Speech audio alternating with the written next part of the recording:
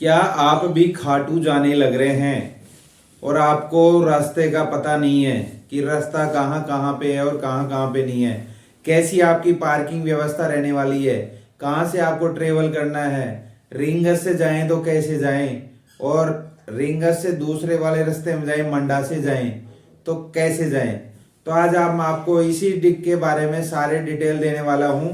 तो वीडियो में बने रहिए, वीडियो को बिल्कुल भी स्किप ना करें, क्योंकि स्किप करने से आपको भी पता है कि कुछ जानकारी आपसे मिस हो सकती है।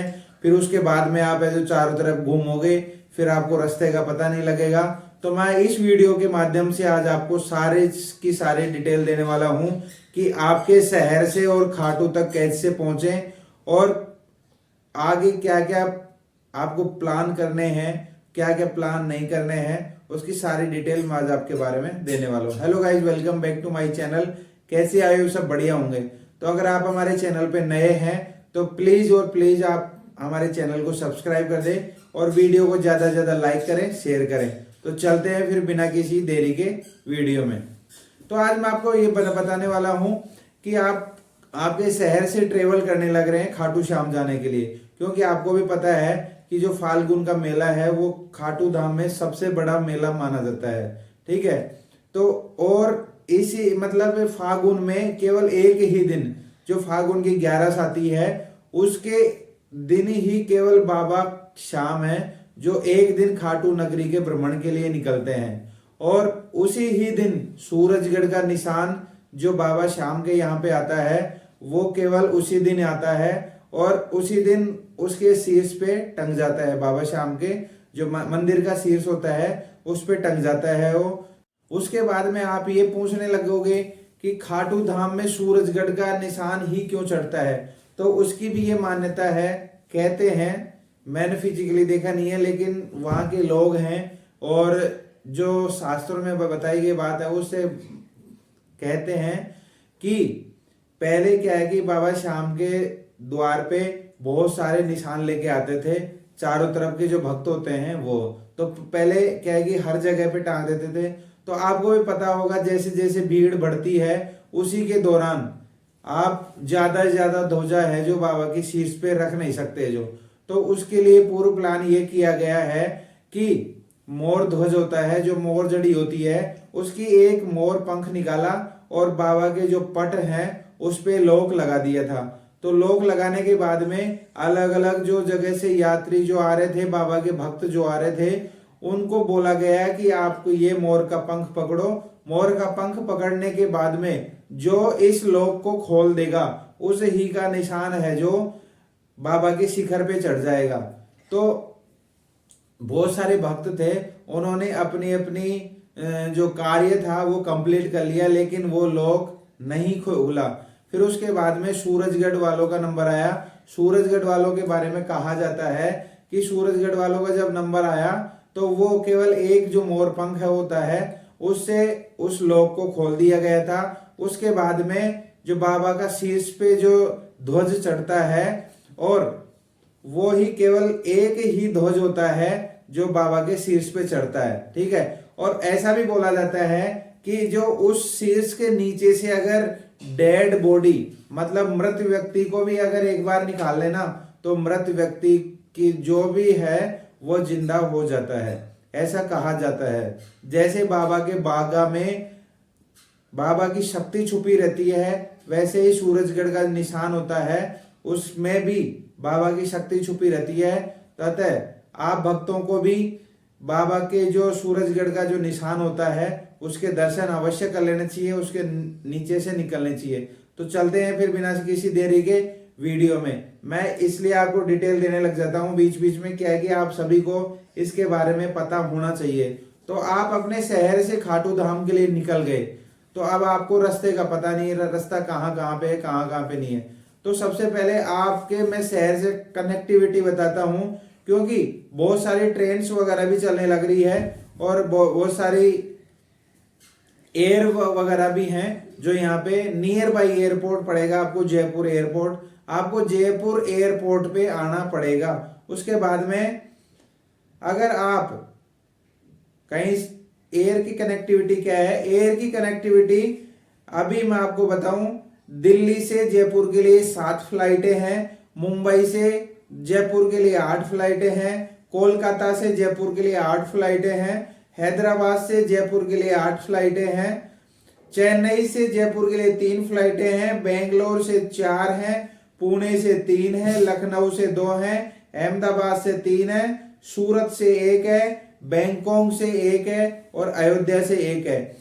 और इसके अलावा भी दुबई, मस्कट, बैंकॉक की भी फ्लाइटें यहाँ जयपुर के लिए अवेलेबल हैं। अगर आप वहां से भी अगर आना चाहते हैं तो आप यहाँ पे आ सकते हैं और बाबा के दर्शनों का आनंद उठा सकते हैं। तो उसके बाद में अगर आप मान लो एयरपोर्ट पे आ गए, एयरपोर्ट पे आने के बाद में या तो आप जो डायरेक्ट कैब से जा सकते हैं, कैब से नहीं जा रहे तो आप जो सिंधी कैंप के लिए कैब बुक करो। तो आप जो सिंधी कैंप जो बस स्टैंड है जयपुर का, जो सबसे बड़ा बस स्टैंड है, वहां पे आपको जाना पड़ेगा। उसका नाम है सिंधी कैंप बस स्टैंड।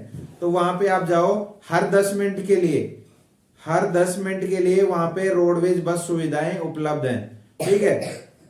उसके बारे में ट्रेन से अगर आप आने लग रहे हैं तो ट्रेन से मैं आपको बता दूं कि उदयपुर से दिल्ली रोजाना चलती है, उसी रास्ते से है जो रिंगस वाला रास्ता है, उस वाले रास्ते से चलती है। और ये वाया रिंगस से और जयपुर के लिए भी निकलती है। जो जयपुर जो सबसे बड़ा जंक्शन है राजस्थान का, वहां से भी निकलती है। तो आप अगर चाहो तो जयपुर से भी रवाना हो सकते हो, अन्यथा आप है जो रिंगस से भी उतर सकते हो। तो उसके बाद में प्रयागराज से बीकानेर है, श्री गंगानगर से बांद्रा है, जयपुर से बठिंडा है, दिल्ली से जैसलमेर है, रेवाड़ी से मदार है, कोटा से हिसार है। कोटा से हिसार वाली चलती है केवल सोमवार, बुधवार, गुरुवार और शुक्रवार। बांद्रा से चंडीगढ़ है जो चलती है मंगलवार और शुक्रवार। इंदौर से बीकानेर है जो चलती है रविवार। इसके अलावा 52 ट्रेनें सप्ताह में संचालित हो रही हैं। 52 ट्रेनें जो ऐसी हो रही हैं जो मतलब हर सप्ताह में चलती रहती हैं। और मेले के दौरान 3 ट्रेनें स्पेशल भी लगा दी गई हैं, जो रेवाड़ी से रिंगस है और अजमेर जो मदार है उससे रिंगस के लिए है, और तीसरी ट्रेन जयपुर से नारनौल के लिए है। तो ये आपको मैं ट्रेन की कनेक्टिविटी बता दिया, जो आप जो रिंगस से जा सकते हैं या फिर जयपुर से आके और उसके बाद में रिंगस जा सकते हैं। और अगर आप बाई बस जाना चाहते हैं तो जयपुर जंक्शन के पास में ही केवल 1 किलोमीटर की दूरी पे सिंधी कैंप बस स्टैंड है, वहां पे आप उतर के जा सकते हैं। पैदल भी जा सकते हैं, नहीं तो आप कैब के द्वारा भी जा सकते हैं। और मेट्रो की भी सुविधा आपको संचालित कर रखी है जयपुर जो राजस्थान जो सरकार है उसने है जो। ठीक है। तो आप जयपुर जंक्शन पे उतर के मेट्रो में बैठिए। मेट्रो में बैठने के बाद में सिंधी कैंप बस स्टैंड आपको उतार देगी। तो सिंधी कैंप बस स्टैंड से हर 10 मिनट में खाटू धाम के लिए रोडवेज तैयार रहती हैं। ठीक है। आपको मैं अब रोड कनेक्टिविटी पे बता दूं कि रोड से अगर आप आने लग रहे हैं तो कहां से कहां तक, मतलब कौन से स्टेट से और खाटू श्याम जी की जो दूरी है वो कितनी पड़ेगी और कितना टाइम उसमें लगेगा। दिल्ली से आप अगर आ रहे हैं तो खाटू धाम की दूरी है 276, इसमें केवल 6 घंटे लगेंगे केवल है जो। और कोलकाता से आप आने लग रहे हैं तो आपके मतलब 1669 की किलोमीटर की दूरी है, और ये आपको लगेंगे 29 घंटे लगेंगे। और अगर आप मुंबई से आने लग रहे हैं 1209 किलोमीटर है, 21 घंटे लगेंगे। अहमदाबाद से आने लग रहे हैं तो 699 किलोमीटर है, 12 घंटे लगेंगे। भोपाल से आने लग रहे हैं तो 699 किलोमीटर है, 13 घंटे लगेंगे। ग्वालियर से भी है और चंडीगढ़ से भी है, मथुरा से भी है, आगरा से, लखनऊ से, पटना, रांची, हिसार, गुरुग्राम, फरीदाबाद, कुरुक्षेत्र, करनाल, रेवाड़ी, पानीपत से 330 के किलोमीटर है, 6 घंटे लगेंगे। तो ये मैं आपको बता दिया हूं। और जो भी जिस भी शहर के जो बड़े शहर हैं वहां से खाटू धाम के लिए डायरेक्ट रोडवेज ने कनेक्टिविटी शुरू कर रखी है ऑलरेडी है जो। ठीक है। उसके बाद में आप अगर मान लो पर्सनल साधन से आने लग रहे हैं तो वो मैं आपको कनेक्टिविटी बता ही दिया। और अगर आप रोडवेज एयर या फिर बस से आने लग रहे हैं उसकी भी मैं आपको कनेक्टिविटी बता दिया हूं। तो अगर फिर उसके बाद में मैं आपको बताऊं, अगर आप रिंगस से पैदल यात्रा शुरू कर रहे हैं तो वो कैसे करनी है पैदल यात्रा शुरू, और उसका रास्ता क्या क्या है और क्या क्या नहीं है। ठीक है, उसके बाद में पैदल यात्रा शुरू होती है रिंगस से। रिंगस का जो मोड़ होता है वहां से आप जो बाबा के निशान उठा सकते हैं, और उसके बाद में आप जो पैदल पैदल भक्तों के साथ में नाचते गाते और भंडारे का आनंद लेते हुए, जो मतलब बहुत सारे भक्त होते हैं जो भंडारे लगाते रहते हैं और उनकी जो मनोकामना पूर्ण हो जाती है, या फिर मतलब ऐसे भंडारे आम भक्तों के लिए लगे रहते हैं, उन भंडारों का आनंद लेते हुए रिंगस से आप जो यात्रा शुरू करिए। रिंगस से यात्रा शुरू करने के बाद में आपकी जो खाटू धाम की जो दूरी रह जाती है वो केवल 18 किलोमीटर तक है, जो जहां पे तोरण द्वार है। तोरण द्वार से रिंगस की दूरी है 18 किलोमीटर। ठीक है, उसके दौरान आप अगर पैदल ये जाने लग रहे हैं तो आप जो रिंगस से पैदल जा सकते हैं, अन्यथा खाटू धाम में भी आप जो डायरेक्ट जा सकते हैं। और अगर आप पर्सनल वाहन से आने लग रहे हैं तो रिंगस से कभी भी मत जाना, क्योंकि रिंगस से अभी 21 तारीख तक रास्ता जो पूर्णतया बिल्कुल बंद कर दिया गया है उस रास्ते को, क्योंकि उस रास्ते में पैदल यात्रा ही निकल रही है। और अगर आप दंडवत करना चाहते हैं तो दंडवत भी पूर्णतया वर्जित है, क्योंकि अभी आपको पता होगा जो फाल्गुन मेले में इतने भक्त वगैरह आते हैं, तो उनकी सुविधाओं को देखते हुए अभी जो दंडवत यात्रा है वो बिल्कुल बंद कर दी गई है, क्योंकि और भी बाबा के जो भक्त होते हैं जो यात्रा करते रहते हैं, दंडवत यात्रा करते रहते हैं, तो उनको परेशानी नहीं हो, इसलिए आप ऐसे दंडवत यात्रा की सोचने लग रहे हो तो ऐसा बिल्कुल भी बंद है और आप पैदल पैदल जा सकते हैं। और अगर आप पर्सनल साधन से आने लग रहे हैं तो आप पर्सनल साधन से मंडा मोड़, जो रिंगस से अगर आप जयपुर से जाओगे ना तो रिंगस आएगा, रिंगस के बाद में 2 किलोमीटर आगे है मंडा मोड़, तो मंडा मोड़ से आप जो डायरेक्ट अपना साधन लेके और वहां तक जा सकते हैं। ठीक है, और दर्शनों के बाद पलसाना जो बाईपास होता है ना, पलसाना जो बाईपास है वहां से आप जो एग्जिट ले सकते हैं। एग्जिट लेने के बाद में अपने अपने निवास को प्रस्थान कर सकते हैं। उसके बाद में मैं आपको बताऊं कि जो दर्शन का रास्ता है वो कौन सा है। पद यात्रा से आने वाले भक्तों के लिए 2 बड़े ग्राउंड है, उनका नाम है, एक तो चारण ग्राउंड है, एक है लखदातार ग्राउंड। ठीक है, लखदातार ग्राउंड है जो अभी भक्तों के लिए छायादार बना दिया गया है, और भीड़ सामान्य रहने पर लखदातार ग्राउंड की 4 जो लाइन है वो भक्तों को आगे लेके जाएगा। जो लखदातार ग्राउंड में जो 4 लाइनें बनी हुई है भक्तों के लिए, उनसे आगे लेके जाया जाएगा भक्तों के लिए, अगर भीड़ कम हुई तो। और अगर भीड़ ज्यादा हुई तो आपको पता ही है चारण जो मैदान है उसके चक्कर कटवा के फिर उसके बाद में भीड़ को कंट्रोल करने के लिए आगे ले जाया जाएगा, क्योंकि आपको पता है कि ऐसी अनहोनी एक बार हो चुकी है खाटू धाम में। उसके बाद में जो मंदिर कमेटी है और वहां का जो प्रशासन है उसने निर्णय लिया गया है कि आगे ऐसी कोई दुर्घटना खाटू धाम में ना हो, इसके लिए ये 2 बड़े जो मैदान है वो रेडी कर दिए गए हैं। लखदातार ग्राउंड है वो शॉर्टकट है, और उसके बाद में जो चारण ग्राउंड है वो यानी थोड़ा सा लंबा है, 1 किलोमीटर और लंबा, तो उसके घूम के जाना पड़ेगा। ठीक है, उसके बाद में लखदातार ग्राउंड में श्रद्धालुओं को धूप में बचने के लिए पक्का डोम भी बनाया गया है। आप जो मीडिया से जुड़े हुए हो तो आप जो इसकी रील्स वगैरह भी देख लिए होगे कि लखदातार ग्राउंड से जो आप जाओगे ना तो पक्का डोम बना दिया गया है, वहां पे 4 से 5 लाख श्रद्धालु वहां पे रुक सकते हैं, बारिश में या फिर धूप में। ठीक है, उसके बाद में पार्किंग की बात करते हैं। अगर आप खुद की गाड़ी लेके आ रहे हैं, पर्सनल गाड़ी लेके आ रहे हैं, तो पार्किंग की व्यवस्था क्या रहेगी वहां पे। तो पार्किंग की व्यवस्था ऐसी है मेरे भाई, जो पिछली बार जो पार्किंग की गई थी ना उसमें बहुत लूटपाट हुई थी, धांधली हुई थी। उसके बाद में जो कि नगर पालिका कमेटी है वो अब की बार पार्किंग को बिल्कुल फ्री कर दी गई है।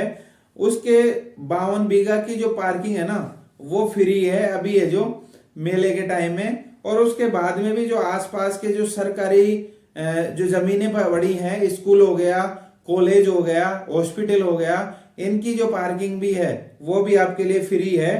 और मंदिर की ओर से कई लोगों ने खेतों में भी पार्किंग बना रखी है, वो भी अभी आपके लिए फ्री है। वहां पे भी आपको बिल्कुल भी पैसे नहीं देने पड़ेंगे, फ्री ऑफ कॉस्ट है।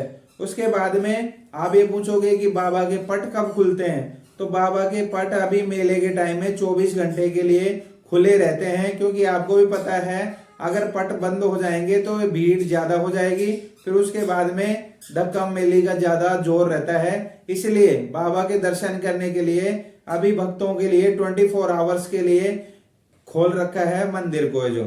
और अब उसके बाद में पूछोगे कि वीआईपी एंट्री है या नहीं है, तो अभी मैं आपके हाथ जोड़ के विनती करता हूं कि अभी है ना कोई भी वीआईपी करने की सोचना मत, क्योंकि अगर आप वीआईपी करने की सोच रहे हो, ये वहां पे आ रहे हो, परेशान होने की आपको आवश्यकता पड़ सकती है। इसलिए मेरी आपसे विनती है कि अगर आप वीआईपी की सोच रहे हो तो ऐसा बिल्कुल मत करना, क्योंकि आपको सामान्य लाइनों के द्वारा ही जाना पड़ेगा।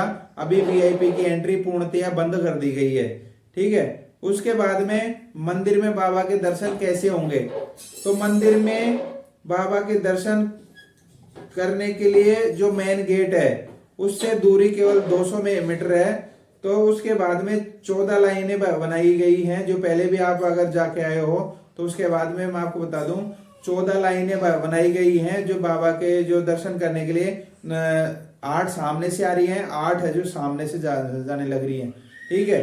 उसके बाद में आरती का समय क्या रहेगा, आरती का जो समय है मंगल आरती का समय वो सुबह 5:30 बजे का रहेगा, और श्रृंगार आरती का समय सुबह 8:30 बजे रहेगा। उसके बाद में भोग आरती का समय दोपहर को 12:30 बजे रहेगा। संध्या आरती का समय 6:45 पे रहेगा, और शयन आरती का समय रात को 9:30 बजे रहेगा, ठीक है। उसके बाद में राजस्थान के जो शहरों से दूरी है और यात्रा का जो समय है वो क्या क्या है, मैं आपको दिल्ली का तो बता ही दिया कि दिल्ली से जो 276 किलोमीटर की दूरी पे है, 6 घंटे लगेंगे आप अगर खुद का साधन लेके आ रहे हैं। तो अगर आप बाई ट्रेन आने लग रहे हैं तो आपके 50 रुपए लगेंगे। 50 रुपए में खाटू यहाँ पे रिंगस पहुंच जाओगे। रिंगस से अगर आप पैदल आना चाहते हो तो आपके 50 रुपए लगेंगे। उसके बाद में अगर आप कोई पर्सनल साधन करके लेके जा रहे हो तो वो आपको अलग से पे करना पड़ेगा। और अगर ई रिक्शा के द्वारा जा रहे हैं तो ई रिक्शा को आपको 40 रुपए देने पड़ेंगे। ई रिक्शा हो चाहे टेम्पू हो, वहां से आपको 40 रुपए लगेंगे। उसके बाद में बीकानेर से जो दूरी है वो 265 किलोमीटर है, 4 घंटे 20 मिनट का टाइम लगेगा।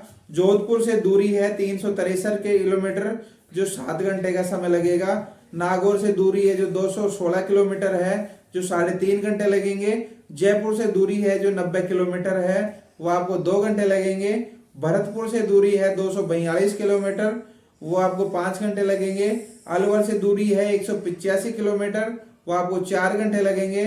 चूरू से दूरी है 135 किलोमीटर, वो आपको 2 घंटे 20 मिनट लगेंगे। पर्सनल साधन से बात कर रहा हूं मैं ये जो, ठीक है। उसके बाद में अगर आप वहां पे रुकने की व्यवस्था करने लग रहे हैं तो वहां पे रुकने का जो किराया है, वहां पे बहुत सारी धर्मशालाएं हैं अलग अलग, आपके अकॉर्डिंग टू रेंट के हिसाब से आप अगर वहां से धर्मशाला लेने लग रहे हैं तो मिनिमम टू मिनिमम वहां का जो रेंज होता है, जो रेंट होता है वो है केवल 500 रुपए, और अधिकतम जो रेंट होता है वो 5000 रुपए है।